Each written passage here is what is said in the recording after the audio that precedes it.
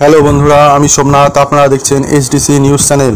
আজকের যে লেটেস্ট নিউজটি নিয়ে আপনার সামনে উপস্থিত হলাম। আপনারা জানেন যে দিন কয়েক আগে অর্থাৎ 22 তারিখে যে কলকাতা হাইকোর্টে একটি যুগান্তরকারী রায় দিয়েছিল এবং সেখানে তারা প্রায় 26,000 শিক্ষকের কিন্তু চাকরি বাতিল করে দিয়েছে।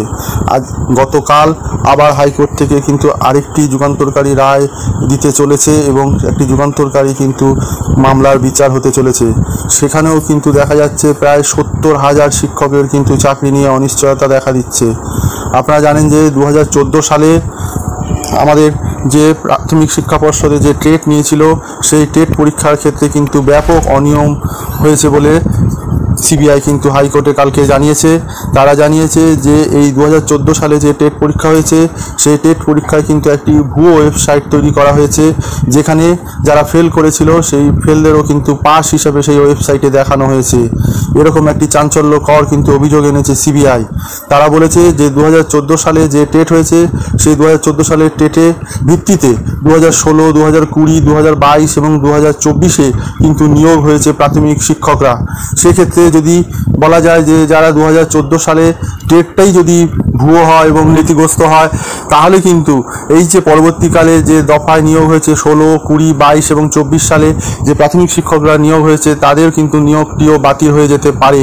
সেক্ষেত্রে বলা হচ্ছে যে প্রায় 70,000 শিক্ষকের কিন্তু চাকরি নিয়ে অনিশ্চয়তা মেঘ কিন্তু ঘনিয়ে আসছে।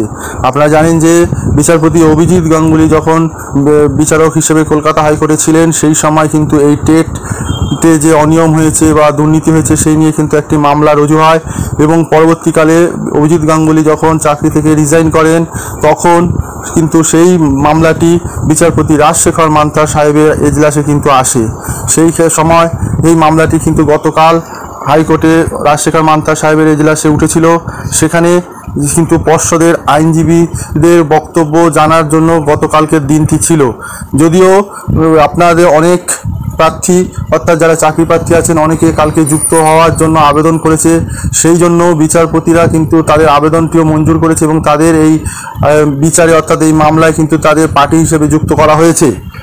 এছাড়াও রাজ্য সরকারের অর্থাৎ প্রাথমিক শিক্ষা পর্ষদের কাছে যে ডেটটি ছিল তাদের বক্তব্য জানাবার জন্য হলফনামা আকারে তাদের বক্তব্য জমা দেওয়ার জন্য তারা কিন্তু জানিয়েছে যে এই ব্যাপারে একটি মামলা কিন্তু ডিভিশন বেঞ্চে আছে, তাই তারা সিঙ্গেল বেঞ্চে এখন এই মামলাটি সম্বন্ধে কিন্তু সেরকম তৎপরতা দেখাচ্ছে না। ডিভিশন বেঞ্চে কি রায় হয় সেই রায়ের উপরই তারা কিন্তু নির্ভর করে রয়েছে। সেই ওখানে যদি মামলাটি খারিজ হয়ে যায় তাহলে কিন্তু এই সিঙ্গেল বেঞ্চে তারা তাদের বক্তব্য আবার জানাবে। যাই হোক, এই মামলাটির কিন্তু 8 সপ্তাহ পরে আবার শুনানি ধার্য করেছেন বিচারপতি রাজশেখর মান্তা। 8 সপ্তাহ পরে কিন্তু সব পক্ষকে তাদের বক্তব্য জানানোর জন্য তিনি দিন ধার্য করেছেন। সেক্ষেত্রে তিনি বলেছেন যে ডেটা যে পর্ষদ তাদের জানিয়েছে যে হার্ড কপি অর্থাৎ ওএমআর শিটের কপি কিন্তু তারা নষ্ট করে ফেলেছে, কিন্তু তাদের কাছে যেটা ডিজিটাল কপি সেই ডিজিটাল ডেটা কিন্তু তাদের কাছে আছে। তারা যদি চান অর্থাৎ হাইকোর্ট থেকে যদি চাওয়া হয় তারা ডিজিটাল ডেটা কিন্তু দিতে পারেন। সেই ক্ষেত্রে বিচারপতি সাহেব কিন্তু বলেছেন যে এই সব যারা ক্যান্ডিডেট আছেন অর্থাৎ পিটিশনার আছেন তাদের কিন্তু এখন অবধি কোনো ডিজিটাল যে হার্ড কপি সেটা ডেটাগুলো তাদের দেওয়া হয়নি। তাদের যেন ডিজিটাল ডেটা সিবিআই অতি সত্ত্বর তাদের যেন পর্ষদ থেকে হোক বা সিবিআইকে কিন্তু তাদের এই ডেটাগুলিকে দিতে বলেছেন। এর জন্য যদি সিবিআইকে প্রাথমিক শিক্ষা পর্ষদের অফিসে যেতে হয় তাহলেও সিবিআই যেন গিয়ে সেই ডেটাটি যেন সংগ্রহ করে এবং যারা পিটিশনার আছেন তাদের যেন এই হার্ড কপিগুলো বা ডিজিটাল ডেটা কিন্তু তাদের যেন সরবরাহ করেন। অর্থাৎ যে অভিযোগটি উঠেছে যদি 2014 সালের যদি টেট পরীক্ষাটি যদি ব্যাপক অনিয়ম হয়ে থাকে এবং যদি ভুয়ো ওয়েবসাইট করে যদি সেখানে যারা ফেল করেছে তাদের পাস হিসেবে দেখিয়ে দেওয়া হয় এবং যদি সরকার অর্থাৎ মধ্যশিক্ষা পর্ষদের কাছে যদি উপযুক্ত ডেটা যদি না থাকে, হার্ড কপি বলুন বা ডিজিটাল ডেটা যদি না থাকে, তাহলে কিন্তু এই 2014 সালের যে টেট পরীক্ষাটি কিন্তু বাতিল করা হবে বলেই কিন্তু বিচারপতি জানিয়ে দিয়েছেন।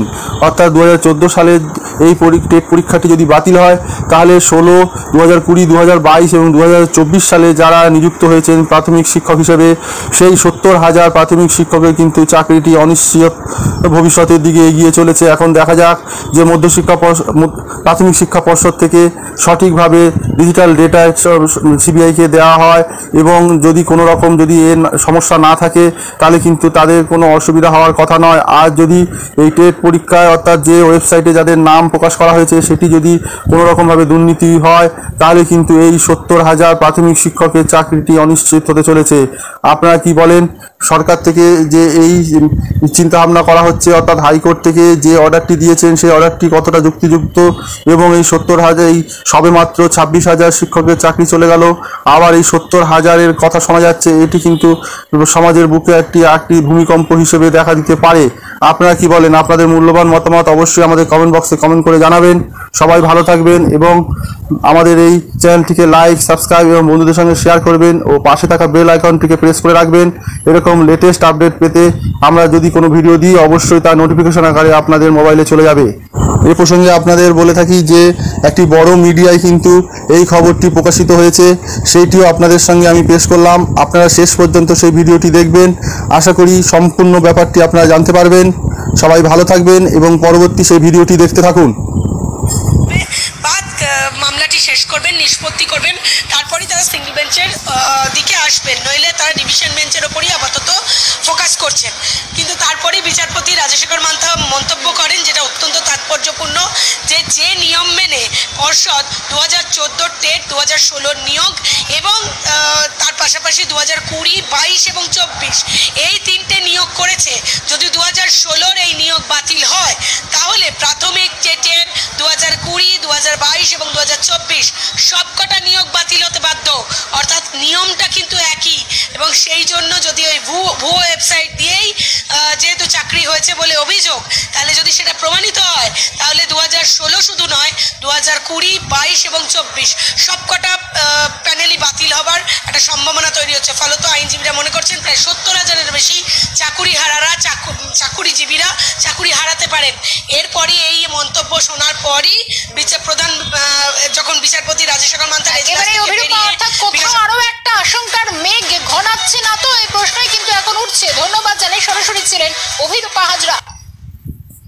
আরো একটি বিষয় নজর রাখে, যেখানে 2014 টেট নিয়োগ দুর্নীতির মামলা, যেখানে সিবিআই রিপোর্টে ব্যাপক বেনিয়মের ইঙ্গিত কিন্তু মিলছে। নকল ওয়েবসাইট তৈরি করে লোক নিয়োগ, অকৃতকার্যদের পাশ হিসেবে দেখিয়ে নিয়োগ, কিভাবে বেনিয়ম হয়েছে তথ্য দিল এবার আদালতে বিচারপতি রাজশেখর মান্থার এজলাসে তুলে দিয়েছে সিবিআই। আজ প্রাথমিক শিক্ষা সংসদে বক্তব্য জানানোর কথা রয়েছে। আমি এই গোটা বিষয় নিয়ে চলে যাওয়ার চেষ্টা করবো অভিরূপার কাছে। অভিরূপা, একটি বিষয় নিয়ে যখন কথা বলছিলাম আরো একটি জুড়লো এবং রীতিমতো একটা ব্যাপক বেনিয়মের ইঙ্গিত কিন্তু মিলছে। একেবারে নকল পাশদের তাদের যোগ্য দেখানো হয়েছে। অভিরূপা,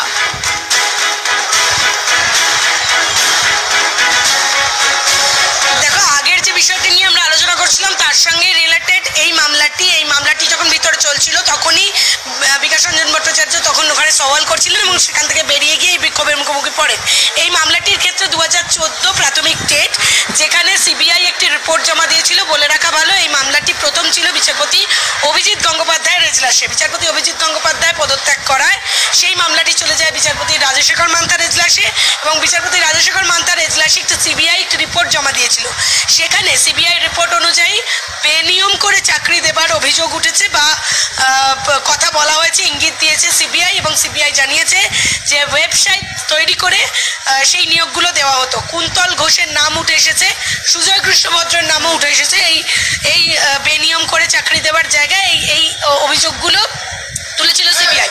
সেই মামলার ক্ষেত্রে পর্ষদের আজকে বক্তব্য জানানোর কথা ছিল, কিন্তু পর্ষদের আইনজীবী লক্ষ্মী গুপ্ত তিনি সাফ জানান যেহেতু ডিভিশন বেঞ্চে এই মামলারই একটি অংশ বিচারাধীন রয়েছে এবং সেই কারণে এই মুহূর্তে তারা সিঙ্গেল বেঞ্চে এই মামলাটির কোনো রকম উত্তর বা সদুত্তর দিচ্ছেন না। যখন ডিভিশন বেঞ্চ কোনো একটি নির্দেশিকায় পৌঁছে যাবে বা মামলাটি শেষ করবেন, নিষ্পত্তি করবেন, তারপরেই তারা সিঙ্গেল বেঞ্চের দিকে আসবেন, নইলে তারা ডিভিশন বেঞ্চের ওপরই আপাতত ফোকাস করছেন। কিন্তু তারপরেই বিচারপতি রাজশেখর মান্থা মন্তব্য করেন, যেটা অত্যন্ত তাৎপর্যপূর্ণ, যে নিয়ম মেনে পর্ষদ 2014 টেট, 2016 নিয়োগ এবং তার পাশাপাশি 2020, 22 এবং 24 এই তিনটে নিয়োগ করেছে। যদি 2016-র এই নিয়োগ বাতিল হয় তাহলে প্রাথমিক টেটের 2020, 2022 এবং 2024 সবকটা নিয়োগ বাতিল হতে বাধ্য। অর্থাৎ নিয়মটা কিন্তু একই, এবং সেই জন্য যদি ওই ভুয়ো ওয়েবসাইট দিয়েই যেহেতু চাকরি হয়েছে বলে অভিযোগ, তাহলে যদি সেটা প্রমাণিত হয় তাহলে 2016 শুধু নয়, 2020, 22 এবং 24 সবকটা প্যানেলই বাতিল হবার একটা সম্ভাবনা তৈরি হচ্ছে। ফলত আইনজীবীরা মনে করছেন প্রায় 70,000-এর বেশি চাকুরিজীবীরা চাকুরি হারাতে পারেন। এরপরই এই মন্তব্য শোনার পরই প্রধান যখন বিচারপতি রাজশেখর মান্থার এবারে অভিরূপা, অর্থাৎ কোথাও আরো একটা আশঙ্কার মেঘ ঘনাচ্ছে না তো, এই প্রশ্নই কিন্তু এখন উঠছে। ধন্যবাদ জানাই, সরাসরি ছিলেন